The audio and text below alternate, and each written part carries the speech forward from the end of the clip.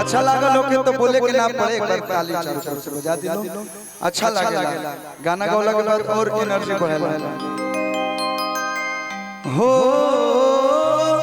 भूखा जानी 9 दिन गड़बड़ा जइबू सलोनी के मम्मी दोबारा देखिए जो सच्चाई बतौने गई ना सब लोग जानता कि 9 दिन फल फ्रूट पर कैसे आजकल के लोग रहे पहले के नया जमाना के जे भी बा एक लोग के शादी भइल बा अब मान लिया हमारे भैया के अभी नया शादी भइल बा आंसू बाबा के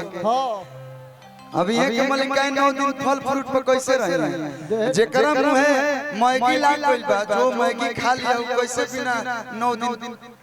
खाना पीना के रहे 9 दिन में देह टूटे जी 9 दिन में देह सुखे आठी हो जाए तो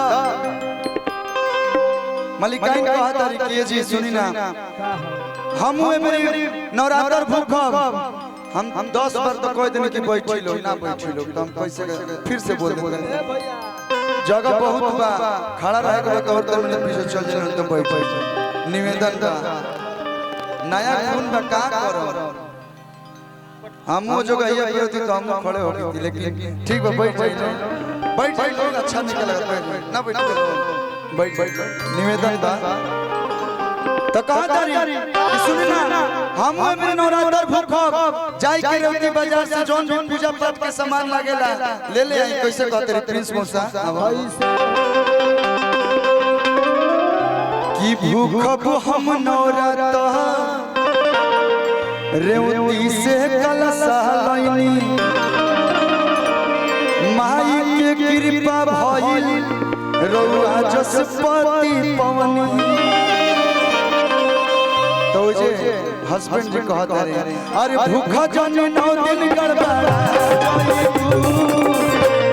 भूखा जानी 9 दिन गड़बड़ा सलोनी के मम्मी दोबारा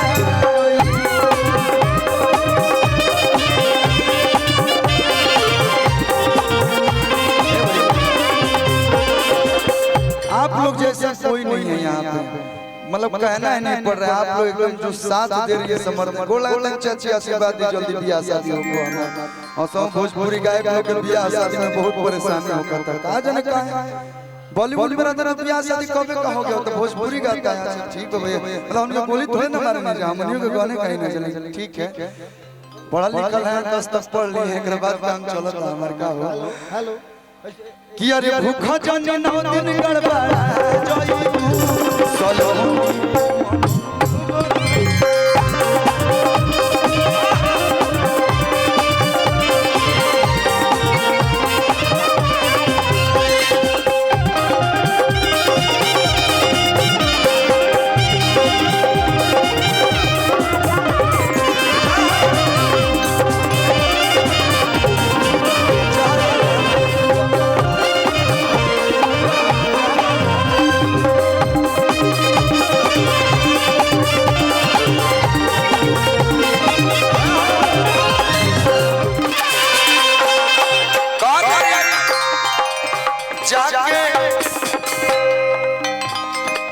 जाके रउआ बलिया से ले ले आई फल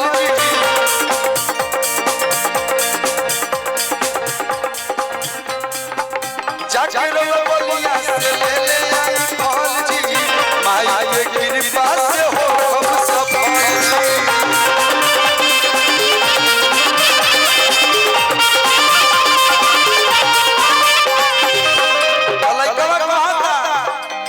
जितना क्रीम पाउडर लगा के तार चेहरा ग्लो मारता 9 दिन भूखबू तो बहुत बुरा हाल हो जाए कि ताजा बाड़ू धनिया और रुआ जइबू और रुआ समझत लगनो हो जैसे कैसे चोखा राती का नहीं बना दे तो भोरे तक अरुआ जाए वैसा ही कि ताजा बाड़ू धनिया और रुआ